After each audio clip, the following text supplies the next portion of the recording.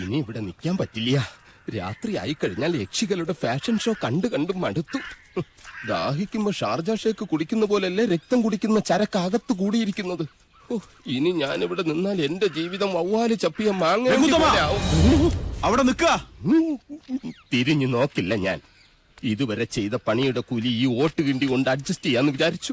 മുതലായിട്ടല്ല. കൂലി തന്നില്ലെങ്കിൽ തച്ചന്റെ ശാപം നിങ്ങളുടെ തലയിരിക്കും. എന്നാൽ വരട്ടെ. നീ പോവില്ല രൗത്തമ. ഗുരുവിന്റെ സമ്മതമില്ലാതെ നീ മനയുടെ അതിർത്തി കടക്കില്ല.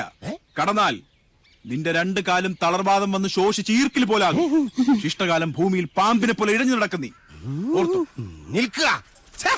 അതിനോട് ആരാ പോന്നെ? അളയ നിൽക്ക. ഞാൻ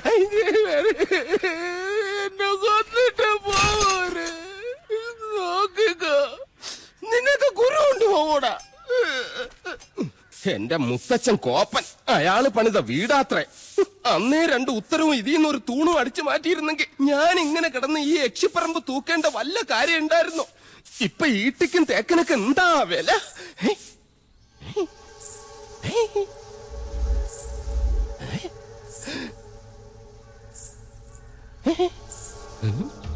എന്തോ കിലുങ്ങുന്നുണ്ട്. ഇങ്ങനെ നിൽക്കുന്നോണ്ടായിരിക്കും. ഇരിക്ക. യമനെ കൊന്നിയാമ്പ കൊമ്മിട്ടിരിക്കുന്ന പാർട്ടിയായ യക്ഷിപ്പറമ്പെന്ന് പറഞ്ഞത് പിടിച്ചില്ലായിരിക്കും. സാവിത്രി അമ്മേ, എന്നെ കൊല്ലരുത്. ഞാൻ സാവിത്രിയല്ല, തുളസിയാ. അതിനിടയ്ക്ക് പേരും മാറ്റിയോ? മാധവേട്ടനില്ലേ?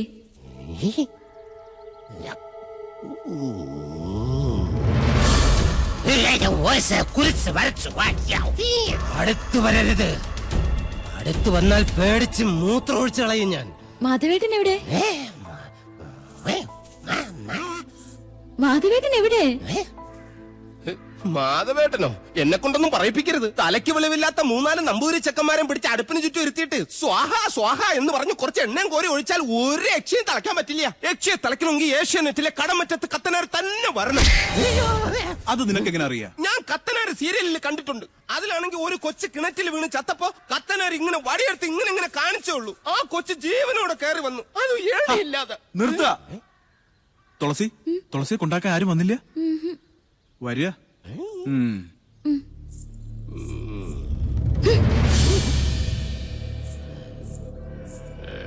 ഇവിടെ യക്ഷിയുടെ മറവിൽ സ്ത്രീകൾ വരുന്നു, ജപങ്ങൾ മുറയ്ക്ക് നടക്കുന്നു. അങ്ങനെ ചിന്തിക്കാൻ പോലും പാടില്ല. എനിക്ക് കിടന്നാൽ ഉറക്കം. എവിടെയുണ്ട്?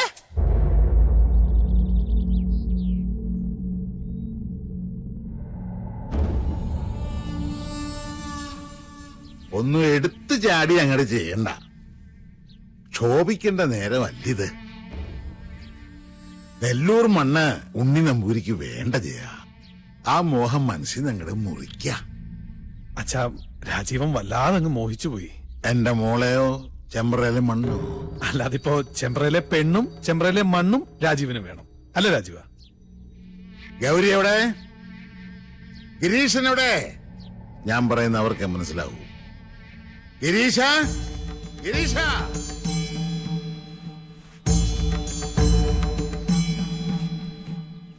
എടത്തി. ഹായ്, ആരാ ഇത്? പട്ടാഴിയില്ലത്തെ ആത്തയമ്മയോ? ഇവിടെ നിന്റെ ഏതടത്തി ഇരിക്കണത്? പടിയിറങ്ങിപ്പോയ മൂശട്ടെ. അച്ഛാ, ജയേട്ടാ, ഇങ്ങോട്ടൊന്ന് വേഗം വരിക. അനിയത്തി. ആഹാ, എന്താണ് നിനക്കിവിടെ കാര്യം? എടി എന്താണ്? അച്ഛന്റെ ആംഗ്ലമാരുടെയൊക്കെ മുഖത്ത് ചവിട്ടി തേച്ച് ഇറങ്ങിപ്പോളല്ലേ നീ? മറന്നിട്ടില്ലൊന്നും. നേർന്നെറിയും കെട്ടവളെ.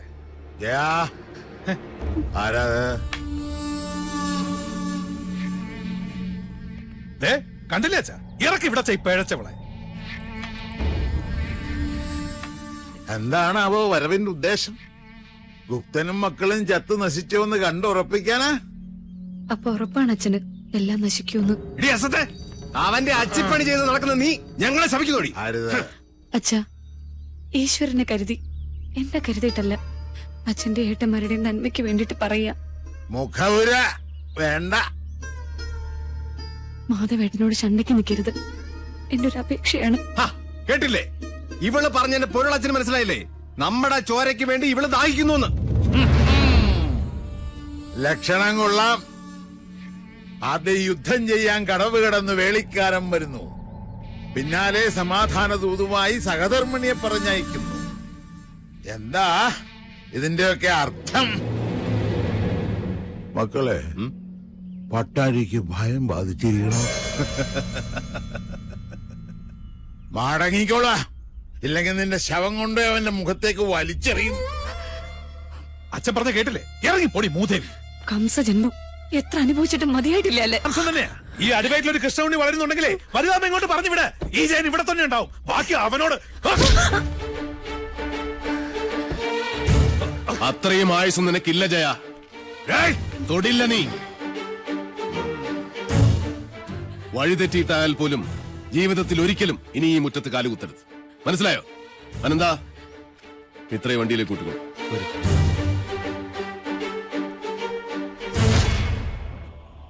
ഏതൊരു പെണ്ണിനും സ്വന്തം വീട്ടുമുറ്റത്ത് വന്ന് നിൽക്കുമ്പോ ഒരു വിശ്വാസമുണ്ട്. എത്ര വെറുത്താലും അവമാനം ചാട്ടിയിറക്കി വിടില്ല.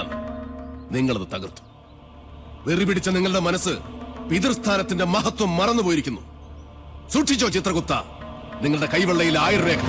അമ്മേ, സാവിത്രി, ഇവന്റെ നെഞ്ചു വലിച്ചു കീറി ചങ്കെടുത്ത് എന്റെ മുന്നിൽ വെച്ചു തരൂ. എങ്കിലേ എനിക്ക് തൃപ്തിയാവൂ. പെറ്റ തള്ളയെ വിളിച്ച് നെഞ്ചിലിടിച്ച് ഓരിയിടാൻ ഇനിയും അവസരമുണ്ടാവും. അപ്പ മതി മുക്ര. ഓ, ഇതാണല്ലേ ആ മാതാമഹൻ, കാരണവരുടെ വാടക കൊലയാളി.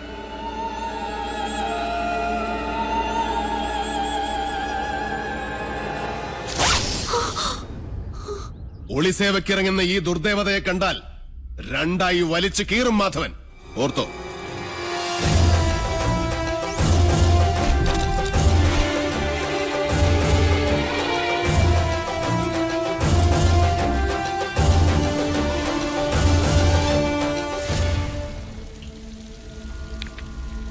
മണിയങ്കോട്ടെ കാരണവരും മക്കളും നെല്ലൂർ മനയുടെ കുറെ കരഭൂമി വെട്ടിപ്പിടിച്ച് അനുഭവിക്കുന്നുണ്ട്. അടിച്ചിറക്കണ ആസത്തുകൾ അവിടെ നിന്ന്. പടിയിറക്കി നാട് കെട്ടണ ജോലി നാളെ തന്നെ അങ്ങോട്ട് തുടങ്ങിയാലോ? നല്ലത്. അതി അത് നാളെ തന്നെ തീർപ്പാക്കണം. വരിക.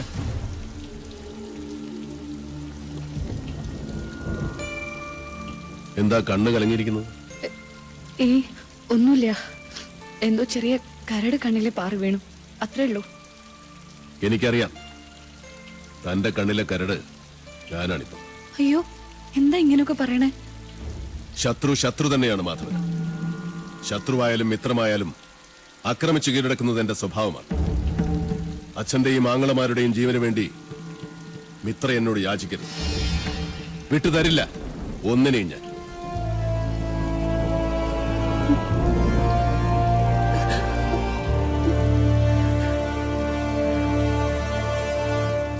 എല്ലാം നശിച്ചു, നശിപ്പിച്ചു.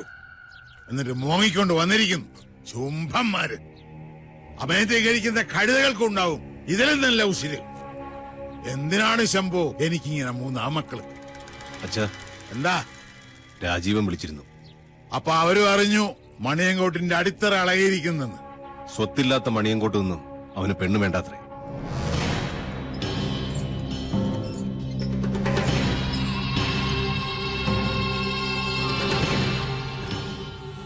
എന്റെ സാവിത്രി,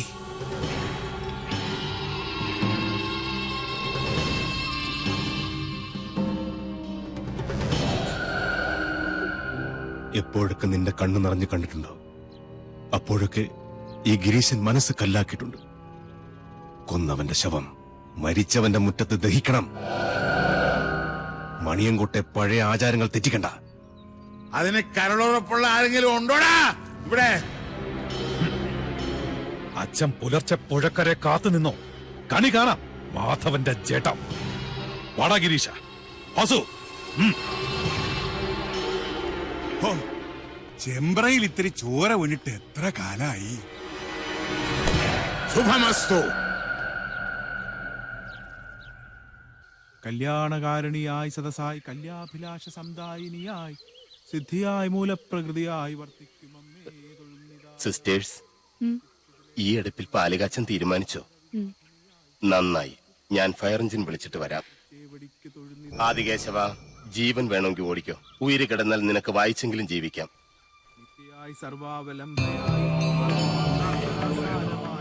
തുളസി, അന്നപതിയായ അഗ്നിയെയും മഹാലക്ഷ്മിയെയും മനസ്സിൽ ധ്യാനിച്ച് നെല്ലൂർ മനയിലെ അഗ്നിശാലയെ ഞാൻ വീണ്ടും ഉണർത്താൻ പോകുന്നു.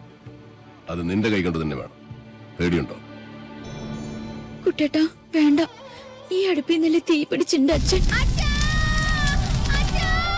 നിന്റെ അച്ഛനെ കൊന്ന സാവിത്രിയുടെ പട്ടടയ്ക്കാണ് നീ തീ കൊളുത്താൻ പോകുന്നത്. പറഞ്ഞതനുസരിക്ക്.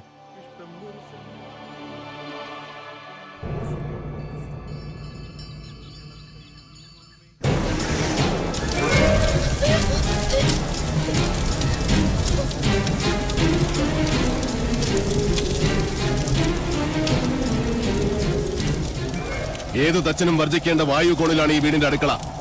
അനന്ത, ആഞ്ഞു വീശുന്ന കിഴക്കൻ കാറ്റിന്റെ ഗതി തടയി.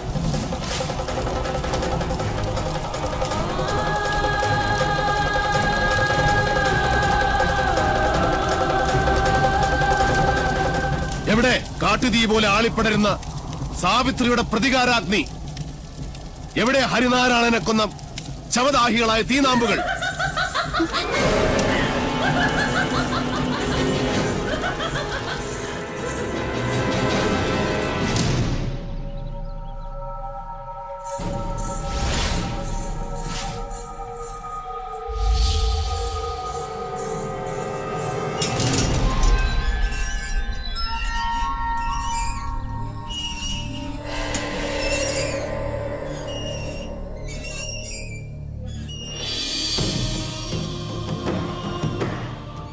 സാവിത്രി.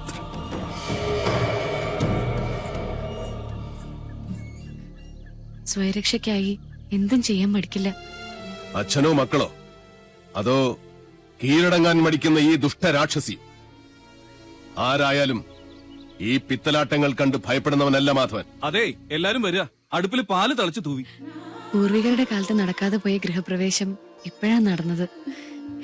ഇപ്പൊ ഇതൊരു വീടായി. അതെ, ഇതൊരു ലക്ഷണമൊത്ത മനുഷ്യാലയമാകാൻ പോകും. നിനക്ക് ഞാൻ തന്ന വാക്ക് പാലിക്കാൻ കുട്ടേട്ടൻ ഒരു അല്പദൂരം കൂടെ സഞ്ചരിച്ചാൽ മതി. പ്രാർത്ഥിക്കുന്നേ, സാവിത്രിയുടെ അന്ത്യം കാണാൻ കാത്തിരിക്കുന്ന നിന്റെ പൂർവികരുടെ ആശീർവാദത്തിനായി.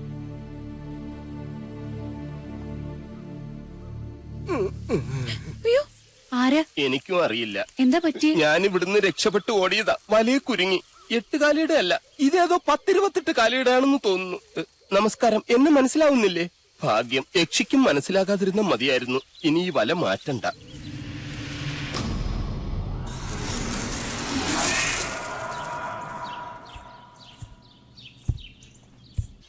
ഇനി ഒരിടം കൂടിയേ ബാക്കിയുള്ളൂ. ആ കൊലയാളി വാവലുകൾ പാറിപ്പറക്കുന്ന ആ മുറി. ആ ക്ഷേത്രത്തിൽ ഭുവനേശ്വരിക്ക് മാത്രമല്ല പ്രതിഷ്ഠ. പാലച്ചൂട്ടിൽ താത്രിക്കുമുണ്ട്. അവിടെ വിളക്ക് വെച്ച് തൊഴുതു നിൽക്കുന്നു മറ്റൊരു യക്ഷി. ആരാ? നിന്റെ അടുത്തി തുളസിയുടെ അകത്തുണ്ട്. അവള് മച്ചില് വിളക്ക് വെക്കാൻ ഒരുങ്ങ. എന്ത് വിട്ടിത്താ നീ കാണിച്ചത്? അവളെ ഒറ്റയ്ക്ക് മച്ചിലേക്ക് അയച്ചിട്ട് നീ ഇവിടെ വന്ന് നിൽക്ക. കുട്ടേട്ടനോ? അവിടെ കാണും. അല്ലല്ല, അവിടെ അവിടെ അവിടെ അവിടെ. ഹേയ്, വടക്കിനി കാണും. വടക്കിനി അല്ല, തെക്കിനി തെക്കിനി തെക്കിനി. ഈ ഭൂഗോളം മുഴുവൻ പോയി തരേ. നെല്ലൂർ മനക്കലെ ഇല്ലത്തമ്മേ, തൃശൂലമേന്തിയ നിന്റെ കുട്ടേട്ടൻ മരിക്കാതിരിക്കണമായിരുന്നെങ്കിൽ അവൻ എന്റെ മുന്നിൽ വരാതിരിക്കണമായിരുന്നു. നാളെ രാവിലെ പുഴയിലിറങ്ങി തപ്പിയാ മതി. അപ്പോഴേ പൊങ്ങൂ ചത്ത ചണ്ടികൾ.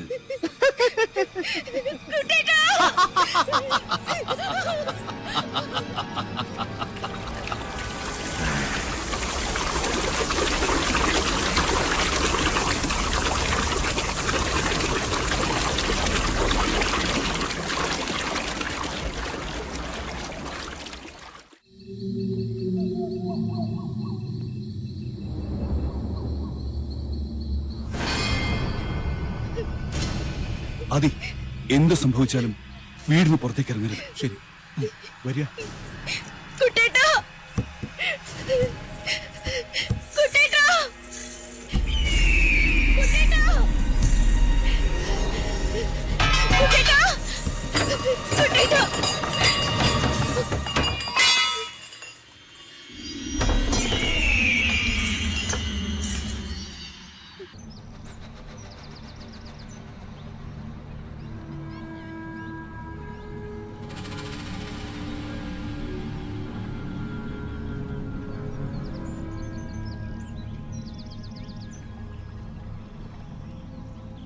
കൊച്ചമ്പ്രാൻ അംഗം ജയിച്ച് ഇപ്പം എത്തും തിരുമേനി. എന്നിട്ട് എവിടെയോ വിജയജ്യോതി? കൈവിളയ്ക്കാതെ കാര്യം നടന്ന അച്ഛനെ അറിയിക്കാൻ അക്കരെ നിന്ന് ടോർച്ച് തെളിയിക്കാന്ന് പറഞ്ഞാണല്ലോ ഗിരീഷൻ. ഇക്കണ്ട നേരമായിട്ട് തെളിഞ്ഞില്ലേ ആ ജ്യോതി? അത് ഇപ്പൊ തെളി കണ്ടോളൂ.